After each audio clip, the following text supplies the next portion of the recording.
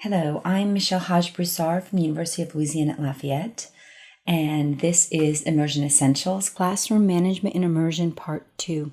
This presentation is going to take you deeper into the procedures. So let's start off with the basics.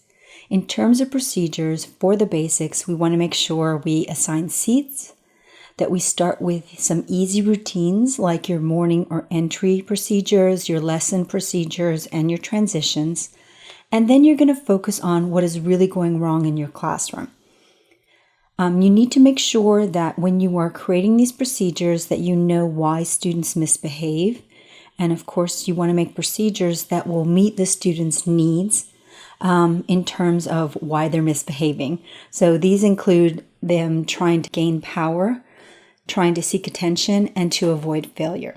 So we're going to make procedures that are going to give them some power, give them some attention, and make sure that they avoid failure. All right, let's get started. We need to think about setting up our physical classroom. So your zone of control, right, is really in setting up this physical classroom. You need to know the students and know which ones require special seating. We talked about that in cumulative folders. You need to consider safety first. They have to have egress, a way to get out. So do they have clear access to the doorways? Do they have clear access through a window or another way to get out of the classroom? So you really need to think about that. You want to consider how you will move papers. If a student can't go and pick them up, how can you move papers? Is there someplace they can put the paper so you can just quickly go and pick it up? What are you going to do with the papers? This is very important because otherwise they start hitting each other on the head with paper. You also want to consider if you're setting up workshop or centers, how you will set that up, how that is physically going to look, and do you have enough room for it in your classroom? Where are the students working? So if they're working at their desk, or if you have learning centers, or if you have workshop, you want to make sure that they have what they need where they're going to be working. And then you need to consider the distance that you need to have between students. They can keep their hands off each other, but also for health reasons. How far away do they need to be, and are we keeping that distance? So that's very important to set up in your classroom right away. And to test it, you really want to walk through and make the movements that the students are making to make sure that your physical classroom is going to meet their needs. Do a test walkthrough before the children arrive, so you don't see something after you've set it up and all of the kids have arrived. A very, very important piece of classroom management is emergency procedures. The main reason we want classroom management is to keep students safe. Student safety is our prime directive. That is the main reason that we are in the classroom, is to keep students safe. So we need to know all of the emergency procedures within our school. If you don't know what to do for these emergencies, then please double check your faculty handbook and ask someone. And I would say if you ask someone, ask them to point it out in the faculty handbook, because you want to make sure that you're following the procedures of the school. So here are some of those emergency procedures. Do you know what to do for an intruder? Do you know what to do if there's a tornado? Do you know what to do if there is an accident? Do you know what to do if you have a student who is in distress? I would also suggest that you get first aid and CPR training, because that will make the kids and your fellow faculty members safer. Do you know the laws about reporting child abuse? So you want to follow the laws, not just what's in, say, a faculty handbook, because there are specific laws. Your school might say report it to the counselor, but the law, at least in Louisiana, is you report it to the sheriff. So if you report it to the counselor and the counselor does nothing, you are at fault if something happens to that child. So you want to make sure that you're following the state laws about how to report child abuse.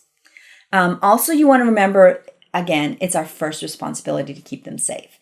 So think about safety all of the time. Make sure when you're doing your walkthrough, you're not just looking at how much room the students have, but you're also looking for safety. All right, so our next bit of procedures are procedures for us, procedures that we need to learn, that we need to follow. How are we tracking tardiness? How are we recording grades? I personally, for formative assessment, would have a checklist and all of the students' names and all of my objectives for the week. And I would just mark on my checklist who was doing well, who was not doing well.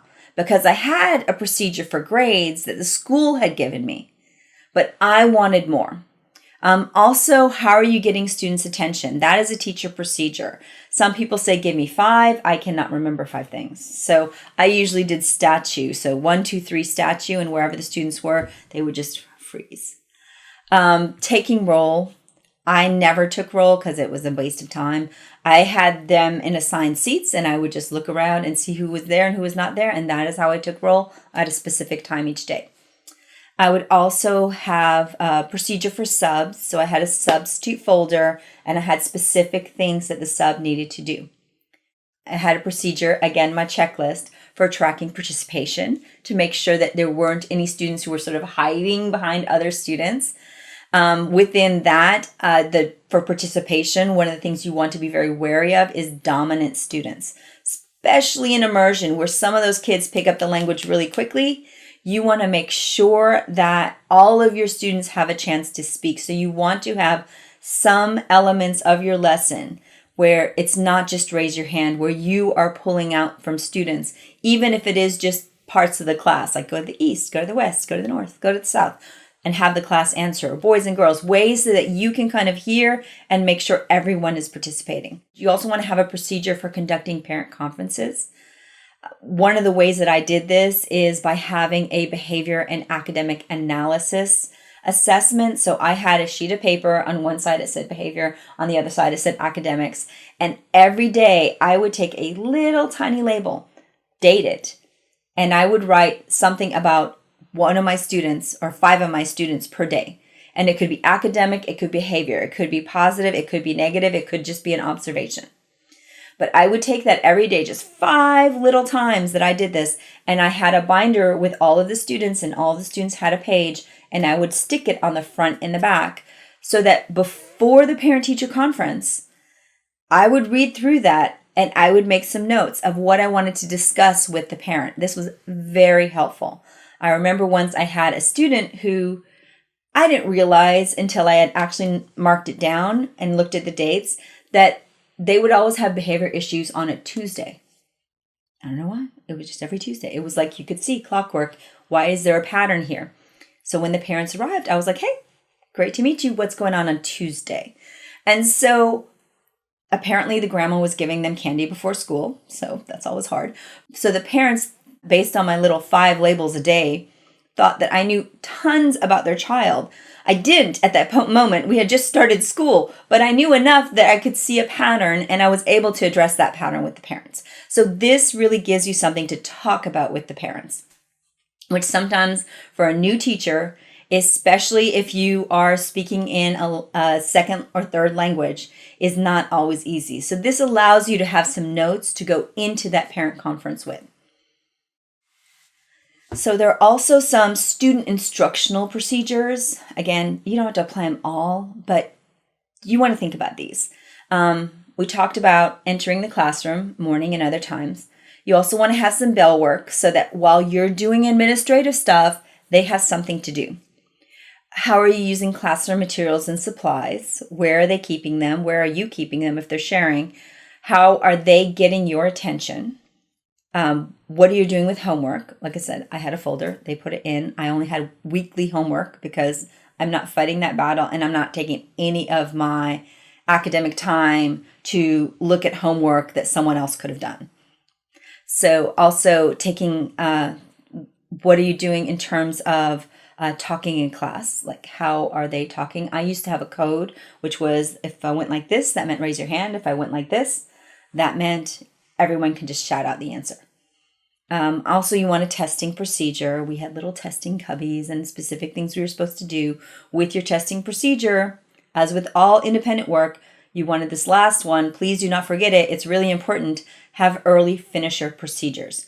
So I would suggest you have either an early finisher poster that talks about the things that they can do. You can read a book, you can write a story, you can write a poem, you can draw a picture, you can do whatever you want them to do for early finisher.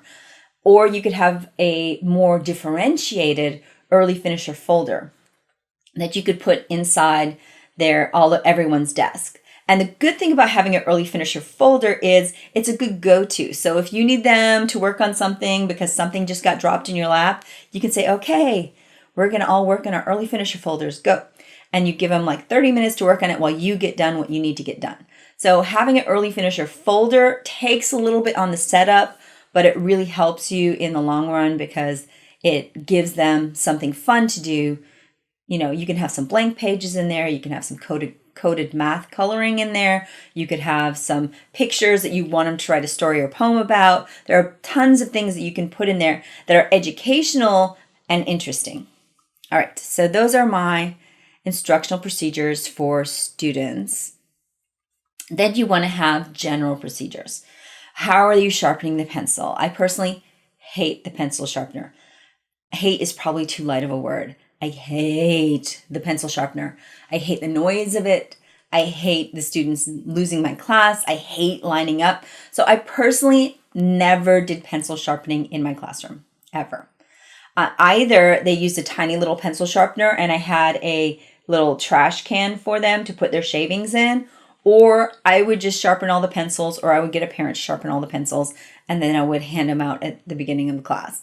You can Lysol them, whatever, but I personally hate that noise. It is like fingernails on a chalkboard to me. But that's me. You might be okay with it, but you need to have a procedure for sharpening your pencils. Having a code sort of signal for them to do it. So maybe one is discarding the trash. Holding up your pencil means I have no more pencils. All my pencils have broken. Or crossing your fingers for the bathroom. That allows them to raise their hand for what they really need, because there's nothing more annoying than thinking that a child is super into your lesson, is enjoying it, and has something to say about your lesson, and then they raise their hand and they ask to go to the bathroom. So you really want to avoid that if all possible. This allows the language to be on the content and not just those rote, memorized statements like "Est-ce que je peux aller aux toilettes?" Right? So this is going to help with language and content as well, because the language that is spoken in the classroom is really going to be about the content that they need, and the other rote language, that is going to be simply in code. Other thing you want procedures for is notes for the teacher. I usually had that in my daily folder. I had a tardy procedure slip place where they would put them. They would put their tardy procedure slip in there. You have to have cafeteria procedures. I had them sing a little song when they were washing their hands. And then we had a specific procedure. We had someone who cleaned the tables. We had, specific procedures in terms of who you could talk to around you, or sometimes you couldn't talk at all. So, which is awful to me, but happens. We had lineup hallway procedures. That was where we went in number order, or whatever number order. I had them make sure that their feet were behind the feet of the person in front of them, with at least one of their foot sizes in between them, so they weren't all crunched up together. When there's a visitor, we had a procedure. So I had someone who that was their job, which was to welcome visitors in the classroom. Sometimes you don't have visitors. If you do have the visitors, we had a visitor sign in. So they would come, they would bring the book with a pen, the visitor would sign in, and my visitor helper would bring over a light chair that they could carry, that the person could do, and then they would remind them, we speak in French, and then they would go and sit down. Also, dismissal procedures are very important to have. This actually is my Achilles heel. I would give you suggestions for it, but was always the thing that I was worst at. So if you have awesome dismissal procedures, then please let me know. So what you really want to do is have all of the students working except for the students that are being dismissed. So students are working, car riders will leave. Students are working, your first bus dismissal. Students are working, then you'll have your second bus dismissal. Students are working, and then you have your third bus dismissal. And that is really the key for a good dismissal procedure. So here are 3 steps to help you. So you have your procedure in mind, you know what you want them to do, you visualized this problem area and how can we make it work. These are how you teach the procedure. So you want to first explain it. You want to, you state it, you explain it, you model it, you demonstrate it. Because again, this is immersion. You want to make sure that they know it. So you go through the procedure. Then you have a student go through the procedure. Then you have another student go through the procedure. And then you're going to rehearse and practice that procedure. Now this I call the broken record method because you might have to do it a lot. You might think they have the procedure and then you have to go back and reteach and reinforce that procedure. So the rehearse and practice really is sort of a continual thing. So you rehearse and practice, then you expect them to do it, but when they don't, you don't punish them. You just go back to your rehearsing and practice for the students who are not getting it. If they're not getting it, you can take a couple minutes before recess to have them rehearse and practice it. They tend to remember it better that way. But the idea is rehearse and practice so that they remember those procedures. And it is not about punishing them for not doing the procedures. It's about going back to rehearsal and practice. So we have procedures, our students have procedures, but also our parents have procedures. So they need to know how those procedures work. So they need to understand if you have, say, a folder system. I had a daily folder that they were to look through every day, send notes home in. There were forms to sign in there. If they were, I had a keep at home side and a return to school side, so they would know whatever's in the return to school side needs first priority. I also had a test folder. I would give it out on Tuesday. That would give me an extra day to work on it on Monday. And then they needed to get it back to me on Friday. I had a weekly homework folder. I would give it on Monday, sometimes Tuesday.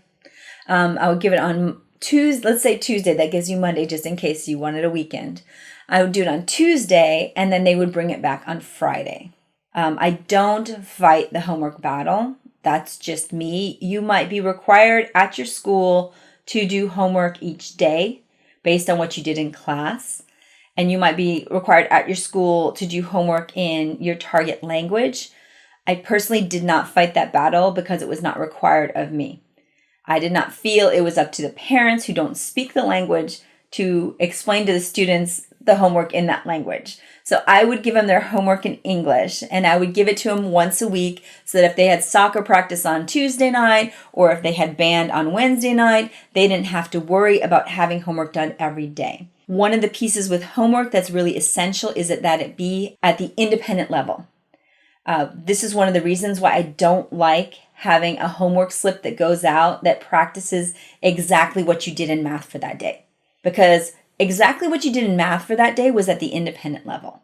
And after a day of doing something at the independent level, that does not mean you're ready to practice fluency. You might still need help with that.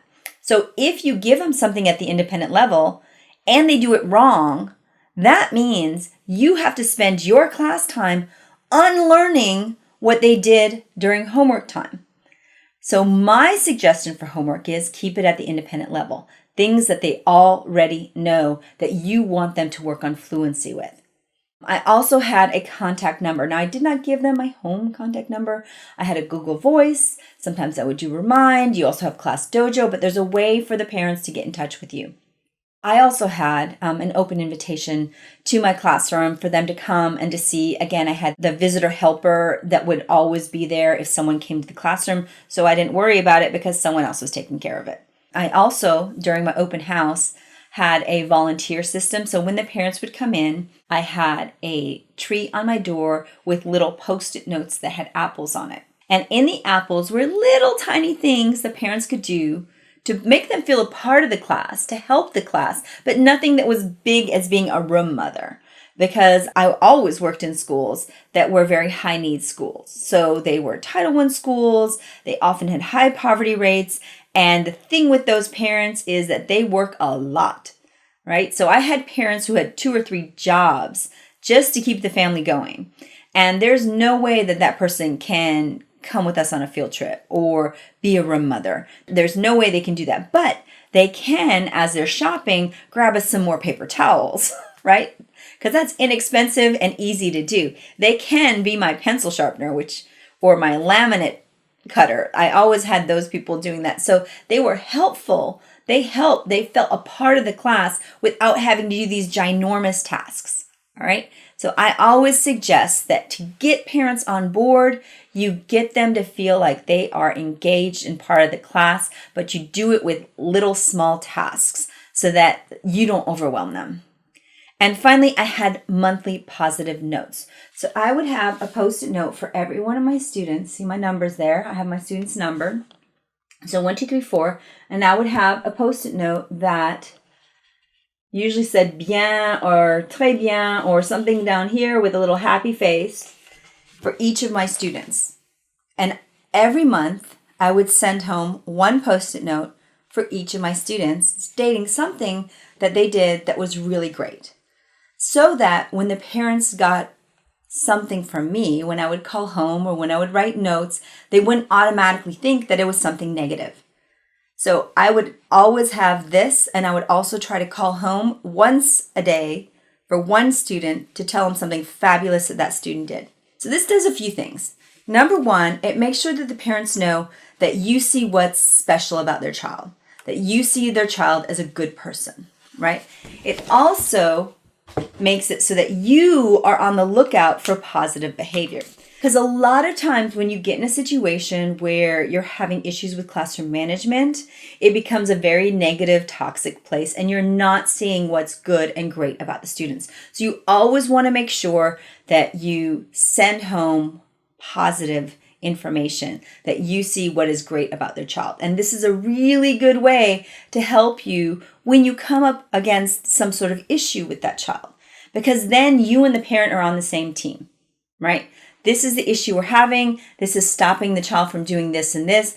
How can we work together so that we can overcome this behavior or turn the behavior so that it works for them instead of against them, which is usually the problem.